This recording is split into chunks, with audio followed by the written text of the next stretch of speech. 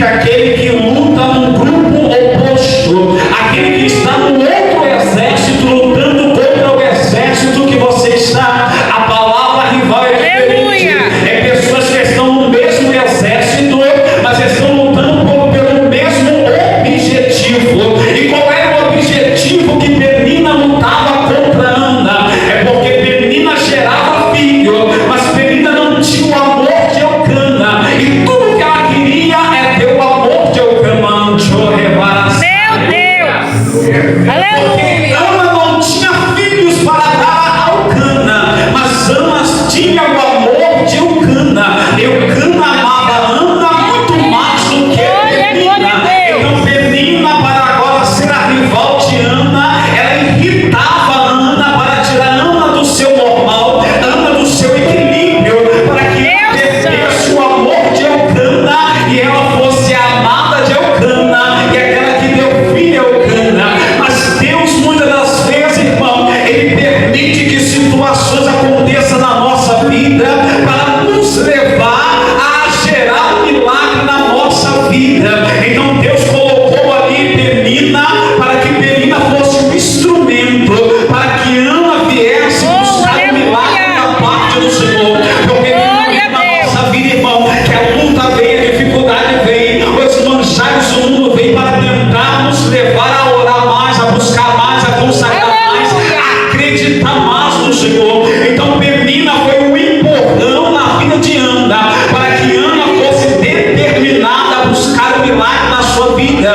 Porque se Penina não começa a imitar a Ana, Ana ficaria na mesma situação. Mas ela se levantou, eu creio, um dia e disse: eu não aceito ser zombada, eu não aceito ser discriminada. Meu Deus vai fazer alguma coisa por mim. Ana começa a buscar. Então é ali agora gerado um milagre. Então Ana começa a orar por quem? Pelo filho. Ana começa a orar pela agora para dar um filho Eucana. E a Bíblia é bem clara, irmão. Deus procurava na terra alguém que viesse fazer a diferença.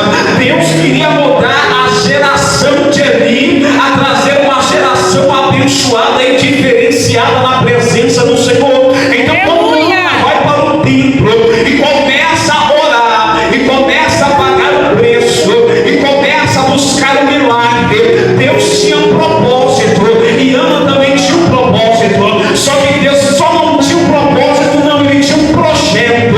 E qual era o projeto de Deus? Levantar uma geração para fazer a diferença em meio à nação de Israel. Aí quando Ana chega lá, se dobra, e ela agora vai orar, porque a Bíblia tem claro, irmão, de ano em ano subia Eucana com as suas esposas para oferecer sacrifício ao Senhor. Só que nesse ano foi diferente, porque eu creio, irmão, que como toda moça quer gerar filho dentro do seu casamento, Ana não era diferente. Então todo ano Ana pedia: Senhor, eu preciso de filho, dai-me filho. Só que nesse ano foi diferente, porque Deus tinha um projeto e um propósito. Aí quando Ana chega lá e ela vai abrir a sua boca e vai colocar o seu propósito perante o Senhor, dizendo: Senhor, se o Senhor me der um filho varão, eu vou dar para a obra do Senhor, para a casa do Senhor. E Deus já tinha um projeto, Ana tinha um propósito. Quando ela abriu a boca e fez um propósito a Deus, Deus assinou embaixo e disse: agora o milagre vai acontecer, porque eu preciso de um profeta para Israel, eu preciso de uma descendência diferente para Israel. Então a Bíblia vai dizer que naquele dia Deus realizou um milagre na vida de Ana. Aleluia! Então a geração de Samuel, ela nasce debaixo de oração. E se nesta noite nós estamos aqui, irmão, é porque alguém orou para nossa vida. Alguém orou para que eu e você estivesse nesta noite adorando neste mundo, sendo crente nesta noite, e tendo a oportunidade de fazer a diferença em minha e na sua geração. Alguém orou, alguém pagou o preço. Alguém gerou um milagre na nossa vida, irmão, porque alguém foi determinado dizendo: Senhor, salva fulano, salva Maria, salva João, Senhor,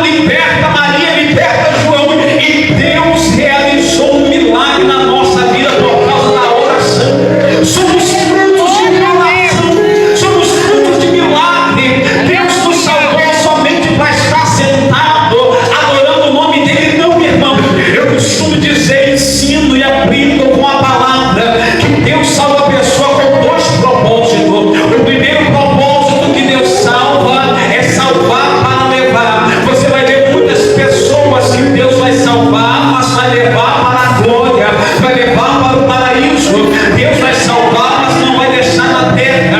Então Deus salva para levar. Tem muita gente que foi salvo para levar, mas há um outro grupo, que é aquele que é salvo para ser usado para a glória do nome do Senhor. Deus salva e dá a oportunidade de ser usado para que o nome dele venha a ser glorificado. E nós estamos nesse segundo grupo, irmão. Porque Deus nos salvou e nos salvou para ser usado para a glória do seu nome. Aleluia. Então Samuel agora ele vai trazer uma geração que nasce debaixo de oração, que nasce debaixo de um milagre.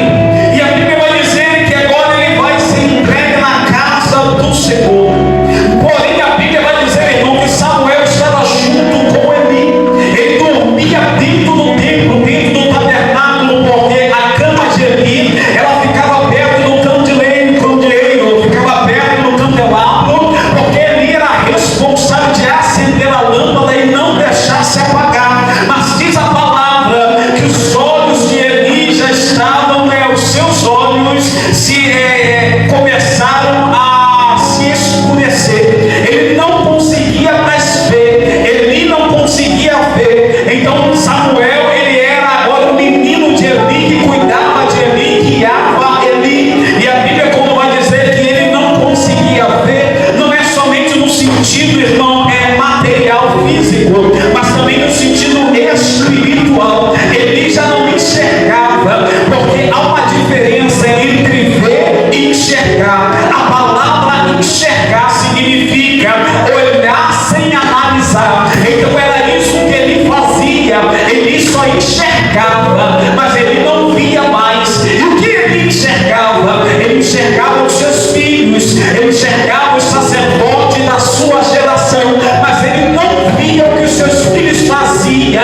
E aquilo que eles faziam era que corrompia a sua geração.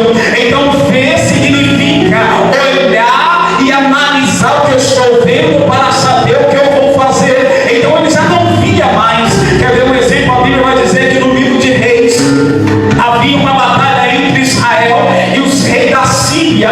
E a Bíblia vai dizer que o rei da Síria tramava na sua câmara secreta. E assim o profeta dentro de Israel era citado ao Senhor por ele em profecia e visão. E ele anunciava dizendo: o rei da Síria está tramando a emboscada contra Israel. Aí ele mandava espias a ver, e verdadeiramente era. O rei da Síria estava esperando a nação de Israel passar. E a Bíblia vai dizer que aquele rei ficou enfurecido, dizendo: tem no nosso meio algum dedo duro, porque tudo que nós falamos aqui o rei de Israel sabe lá em Israel.